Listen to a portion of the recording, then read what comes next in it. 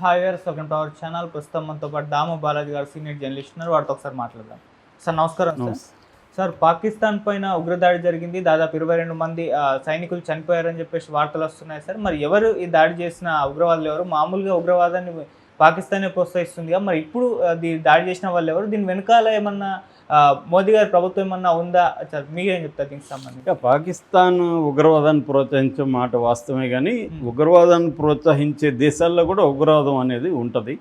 So so పాకిస్తాన్లో కూడా for example last year 1000 attacks ఉగ్రవాద దాడులు జరిగాయి.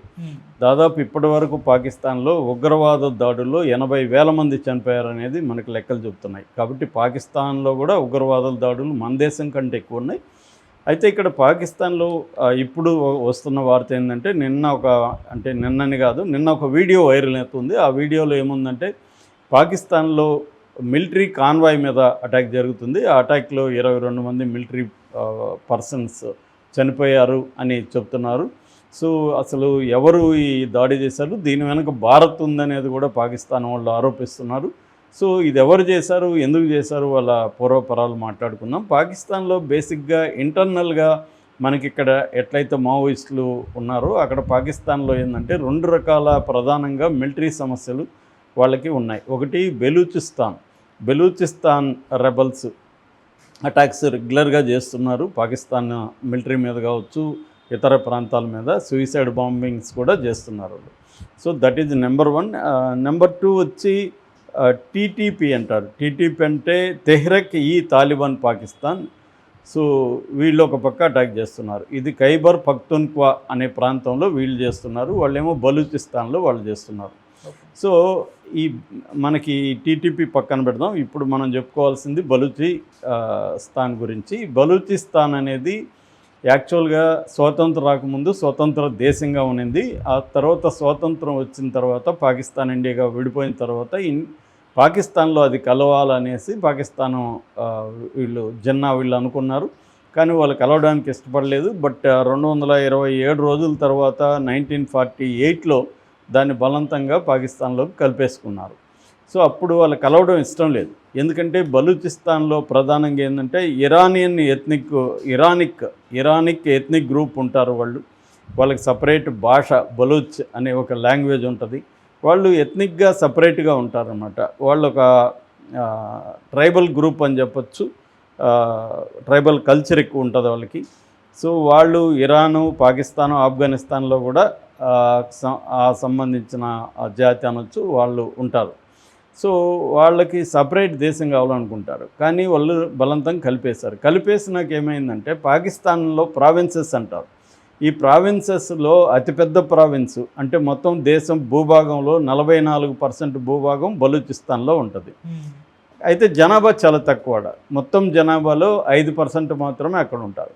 అయితే ఇక్కడ ఏమవుతుందంటే అణచివేత అనేది జరుగుతుంది. వాళ్ళ వనరులు కొల్లగొట్టుకొని పోవడం. అంటే వాళ్ళ వనరులు అంటే ప్రధానంగా ఏమున్నాయి, చమురు నిక్షేపాలు ఉన్నాయి, బొగ్గు ఉంది, నేచురల్ గ్యాస్ ఉంది, బంగారం ఉంది, రాగి ఉంది.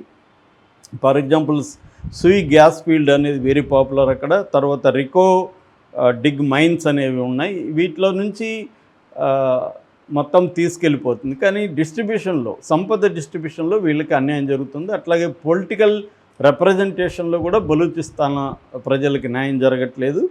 సో అంటే వాళ్ళకి ఏంటంటే లిటరసీ లోయెస్ట్ ఉంది, హై ఇన్ఫ్లేషన్ ఉంది, ఇన్ఫాంట్ అండ్ మెటర్నల్ అంటే తల్లులు పిల్లలు చనిపోయే రేటు కూడా అక్కడ చాలా ఎక్కువ ఉంది. అట్లాగే వాళ్ళ లాంగ్వేజ్ని తొక్కిపెట్టేస్తున్నారు, వాళ్ళ కల్చర్ని తొక్కేస్తున్నారు, హ్యూమన్ రైట్స్ లేవు.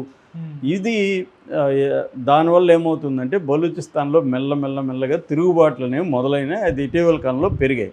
సో బలూచిస్తాన్ తరఫున పోరాడే గ్రూప్స్ ప్రధానంగా 2గా డివైడ్ చేయొచ్చు. ఒకటేమో ఆర్ముడ్ గ్రూప్, సాయుధంగా ఉండి గెరిల్లా పోరాటం చేస్తున్న గ్రూపు పేరు BLA అంటారు, అంటే బలూచ్ లిబరేషన్ ఆర్మీ. రెండవది BYC అంటే బలూచ్ ఎగ్జిక్యూటివ్ కమిటీ. ఈ బలూచ్ ఎగ్జిక్యూటివ్ కమిటీ BYC అనేది లీగల్గా ఉంటూ పోరాటం చేసే ఒక సంస్థ. వీళ్ళు లీగల్గా ఉంటారు, విత్ ఇన్ ద లీగల్ పెరిమీటర్లోనే వాళ్ళు నిరసన తెలియజేస్తుంటారు. ఈ 2 రకాల పోరాటాలు అక్కడ జరుగుతున్నాయి. అయితే పాకిస్తాన్ ఆర్మీగా ఏం చేస్తుందంటే ఈ 2 పోరాటాలను కూడా ఉక్కుపాదంతో అణిచివేస్తుంది. అంటే దాదాపు ఇప్పటి వరకు 5228 మంది మిస్సింగ్ ఉన్నారు, బెలూచిస్తాన్లో మాయమైపోయారు. వాళ్ళ అచుకి తెలియలేదు. ఇప్పుడు 2020 తర్వాత ఈ 5 ఏళ్లలో 5,000 మందికి పైన మిస్ అయిపోయారు. ఇంకొక 5-10,000 మందిని చంపేశారు. అట్లాగే జైళ్ళల్లో చాలామందిని వేసి కుక్కారు. అంత నిర్బంధం ప్రయోగించే కొద్దీ వాళ్ళు పెరుగుతున్నారు. మనకి చూస్తే ప్రధానంగా 1958లో ఫస్ట్ తిరుగుబాటు చేశారు. దాని తర్వాత 67, దాని తర్వాత 97, దాని తర్వాత 2000. 2000 తర్వాత 20 తర్వాత బాగా పెరిగింది. ఈ 4-5 ఏళ్లలో వీళ్ళ ఉద్యమం బలంగా పెరిగింది. దీనికి ప్రధాన కారణం ఏంటంటే ఆఫ్ఘనిస్తాన్ నుంచి అమెరికా వెళ్ళిపోయింది 2021లో. వెళ్ళిపోయిన తర్వాత అమెరికా అనేక ఆయుధాలను కూడా అక్కడ వదిలేసి వెళ్ళిపోయింది. ఆ ఆయుధాలని వీళ్ళు ఆఫ్ఘనిస్తాన్ నుంచి తెచ్చుకోగలిగారు, కొనుక్కోగలిగారు. ఆఫ్ఘనిస్తాన్ కూడా సపోర్ట్ చేస్తుంది. మరొక కథనం ఏంటంటే ఇండియా కూడా సపోర్ట్ చేస్తుందని, ఇరాన్ కూడా కొన్ని ఏరియాల్లో సపోర్ట్ చేస్తుంది. అలాగే వీళ్ళకి బయట నుంచి సపోర్ట్ దొరకడంతో వీళ్ళు ఇప్పుడు పెద్ద ఎత్తున అటాక్స్, మిలిటరీ పరంగా పెద్ద ఎత్తున అటాక్ చేసే అవకాశం ఉంది. వీళ్ళు గత మార్చిలో జఫర్ ఎక్స్ప్రెస్ అని ఒక ఎక్స్ప్రెస్ని వాళ్ళు హైజాక్ చేశారు. దాంట్లో 300 పైన ప్రయాణికులు ఉన్నారు. 48 గంటల పాటు వీళ్ళు కంట్రోల్లో పెట్టుకున్నారు. తర్వాత దాన్నంతా కూడా వీడియో తీసి బయటకు వదిలారు. సో ఆ తర్వాత పాకిస్తానీ ఆర్మీ వెళ్ళి అటాక్ చేసింది. అందులో ఆర్మీ వాళ్ళు 20 మందికి పైన చనిపోయారు. ఓవరాల్గా 64 మంది ఆ సంఘటనలో చనిపోయారు. దాని తర్వాత ఇప్పుడు మనం చెప్పుకునే సంఘటన క్వెట్టా అనే ఒక ప్రాంతం ఉంది. ఈ క్వెట్టా అనే ప్రాంతం దగ్గర రైల్వే స్టేషన్ ఉంటుంది. ఆ క్వెట్టా దగ్గర ఒక కాన్వాయ్ని, మిలిటరీ కాన్వాయ్ వెళ్తుంటే ఆ కాన్వాయ్ మీద వీళ్ళు అటాక్ చేశారు. ఇది జరిగిన జఫర్ ఎక్స్ప్రెస్ తర్వాత జరిగింది. ఇది ఏప్రిల్ 25న జరిగింది. బట్ ఆ వీడియో నిన్న రిలీజ్ అయింది. సో ఈ జఫర్ ఎక్స్ప్రెస్లో కరెక్ట్గా సంఖ్య తెలియట్లేదు, కానీ 20 మంది అంటారు, 22 మంది అంటారు, 14 మంది అంటారు, 10 మంది అంటారు. ఇలాంటి సంఖ్య అయితే క్లియర్గా లేదు. బట్ 22 అనే సంఖ్యనే ఎక్కువ వినిపిస్తుంది. సో పాకిస్తాన్ ఆర్మీని మేము చంపామని వీళ్ళు చెప్పుకుంటున్నారు, పాకిస్తాన్ ఏమో మేము రెబల్స్ని చంపామని వాళ్ళు చెప్పుకుంటున్నారు. ఎందుకంటే ఎక్కడ అటాక్స్లో పాకిస్తాన్ ఆర్మీ చనిపోయినా ఆ లెక్కలు బయటికి చెప్పట్లేదు పాకిస్తాన్. అంటే గవర్నమెంట్ దాచిపెట్టేస్తుంది. సో ఇండిపెండెంట్ ఎంక్వైరీ చేసి తెలుసుకునే పరిస్థితి లేదు. అందుకని 2 వెర్షన్సే ఉంటాయి. ఒకటి బలూచిస్తాన్ ఆర్మీ వెర్షన్, రెండోది పాకిస్తాన్ ఆర్మీ వెర్షన్. ఈ 2 మనకు కనబడుతుంటాయి. సో ఇది ఈ Quetta and Jaffar express kidnap వెనక మోడీ ప్రభుత్వం ఉందని పాకిస్తాన్ ఆరోపిస్తుంది. ఎందుకంటే మోడీ ప్రభుత్వమే దీనికి సంబంధించిన ఎక్విప్మెంట్ కానీ, రాకెట్ లాంచర్స్ కానీ, తర్వాత ఐఈడి అంటారు, అంటే ఇంప్రొవైజ్డ్ ఎక్స్ప్లోజివ్ డివైస్. మన వాళ్ళు మావోయిస్టులు కూడా ఇవి ఎక్కువ వాడుతుంటారు. ఐఈడి ఇవన్నీ ఇప్పుడు కూడా దీన్ని ఐఈడి పెట్టే పేల్చారనమాట. ఈ ఐఈడి కూడా రిమోట్లో పేల్చవచ్చు. సో ఇప్పుడు ఆ టెక్నాలజీ వచ్చేసింది. మామూలుగా అయితే ఐఈడి మందుపాత్రలు అనేవి వైర్ కనెక్షన్లు ఇచ్చి పేలుస్తుంటారు మావోయిస్టులు. ఇప్పుడు అవి రిమోట్ టెక్నాలజీ కూడా వచ్చేసి రిమోట్లో ఆ కాన్వాయ్ మీద పేలుళ్ళు జరిగాయి, దాంట్లో చనిపోయారని చెప్తున్నారు. సో ఇదొక రకమైన బలూచిస్తాన్లో ఒక వార్ కైండ్ ఆఫ్ సిచ్యువేషన్ ఉంది. రెండవది అక్కడ చైనా కూడా యాక్టివ్గా ఉంది.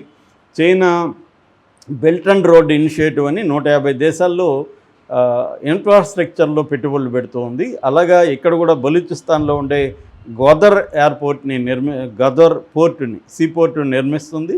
అట్లాగే అక్కడ సిపిఈసి అంటారు. సిపిఈసి అంటే చైనా పాకిస్తాన్ ఎకనామిక్ కారిడార్ కూడా బలూచిస్తాన్లో ఉందన్నమాట. దీన్ని అడ్డుకోవడానికి కూడా బెలూచ్ ఆర్మీ చైనీస్ మీద కూడా అటాక్ చేస్తారు. వీళ్ళల్లో ఒక సొఫిస్టికేటెడ్ సైన్యం కూడా డెవలప్ అయింది. బెలూచ్ నేషనల్ ఆర్మీ, బిఆర్ఏ అంటారు. ఇందులో విమెన్ కూడా చేరారు. అంటే బిగినింగ్లో కింది స్థాయిలో పోరాటం నుంచి మిడిల్ క్లాస్ అంతా కూడా దీనికి సపోర్ట్ చేసి దీంట్లో చేరడం, ఎడ్యుకేటెడ్ సెక్షన్లు చేరడం. దానివల్ల ఏమైందంటే ఆర్గనైజేషన్ బాగా ఇదైంది. దీంట్లో సూయిసైడ్ మహిళా విభాగం కూడా ఉందన్నమాట. ఆ మధ్య కూడా ఒక మహిళ సూయిసైడ్ మిషన్లో వెళ్ళి తను బాంబుగా పెట్టుకొని బాడీలో తను పేలిపోయి దాదాపు 20 మంది పైన చంపేసింది. అలాగా సూయిసైడ్ బాంబర్స్ ఉన్నారు, మెరుపేగంతో అటాక్ చేయగలుగుతున్నారు. ఒక కోఆర్డినేటెడ్ అటాక్ అంటారు. కోఆర్డినేటెడ్గా ఒక 200 మంది 300 మంది 500 మంది వరకు కూడా అటాక్ చేసే ఒక ఇదైతే కనిపిస్తుంది. అంటే ఒకప్పుడు తక్కువ మందితో గెరిల్లా పోరాటంతో ఉన్న బిఎల్ఏ ఇవాళ చాలా స్ట్రాంగ్